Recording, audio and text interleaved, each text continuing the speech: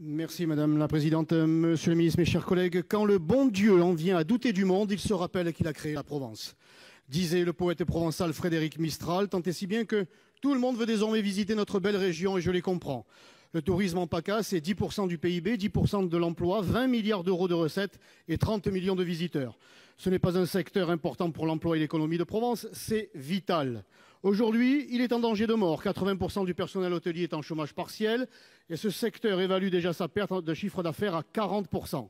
Ces dernières semaines, nos esprits sont restés confinés entre les murs de vos informations contradictoires. On ne suit plus votre logique. Il y a des lieux fermés comme les supermarchés et qui sont ouverts au public et des lieux ouverts comme les forêts, les montagnes et les plages mais qui restent fermés au public. Si j'étais taquin ou éclairé, je pourrais en conclure que tout haut lieu du consumérisme, grand pourvoyeur de TVA, pourrait ouvrir ses portes, tandis que les lieux de liberté, de ressourcement où l'on pratique des activités non lucratives seraient fermés. Le message est clair, le si bien nommé supermarché a la priorité sur le petit restaurateur de quartier.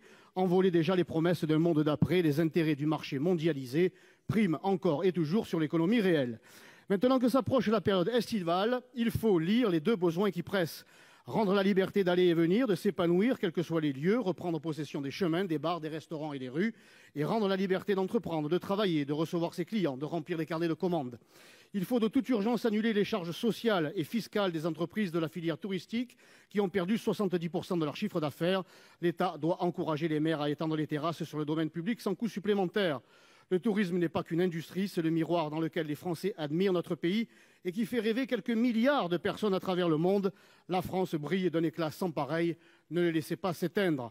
Comme le personnel soignant, les professionnels du tourisme ne demandent pas de médaille, mais un soutien sans faille d'un État enfin devenu stratège et protecteur. Êtes-vous prêt, Monsieur le Ministre, à le leur accorder ?